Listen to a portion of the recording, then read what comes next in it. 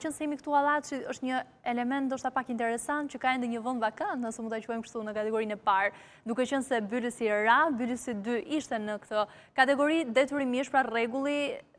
nuk e lejon, pra që të jenë dy ekipe nga njëjti qytet, kështu që do të ketë një përballje nëse nuk gabojmë pra me Kuksin dhe me Butrintin. Butrinti i Sarandës. Sfidë interesante. Po, sigurisht. Ka pasur kundërshtime, Kuksi pro, Butrinti kundër. I kam ndjekur fatikisht dhe intervistat qofë nga Butrinti apo qofë nga Kuksi, të cilët pretendonin që duhet jemi ne, thonë të Kuksi, duhet jemi ne, thonë të Butrinti. Më pas kishte edhe Shiroka pretendimet e saj, pra shumë skuadra kishin pretendimet. Federata e futbollit kuptohet ka vendosur që t'jeti finale mes Kuksit dhe Butrintit, por kuptohet të Butrintit ndoshta nuk është gati 100% sepse është shkëputur nga stërvitja, ka disa javë që është shkëputur, janë mos gabon 3 javë që është shkëputur, ndërsa Kuksi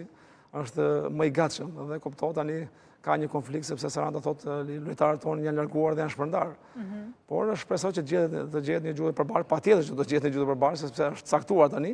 dhe mendoj që duhet jepet pak kohë lojtarëve, stafit për të stërvitur, patën mendoj 10 ditë nuk mund të bëhen gati sepse unë jam vetë trajner dhe nëse lojtari largohet 3 javë pushim, kuptohet ato e kanë stakuar mendje që nuk janë më për të vazhduar dhe kështu që duhet pak kujdes dhe mendoj që federata mendoj që i ka marrë parasysh të gjëra, do t'i lejoj kopë me patjetër. Edhe kuptohet Kuksi ka bërë edhe Kuksi një sezon, mund të thëmë, jo shumë të mirë, sepse duke ditur edhe problematikat që ka Kuksi, se nuk është një skuadër që ka shumë lojtarë cilësor, pra me ato lojtarë që ka dhe me problematikat që ka shoqëruar, mendoj që drejtësisht ka konkurruar deri në ato momente, sepse nuk mund themi që Kuksi bëri një sezon shumë të mirë dhe është nga fundi renditjes, por mos harrojmë që Kuksi ka një problematikë sepse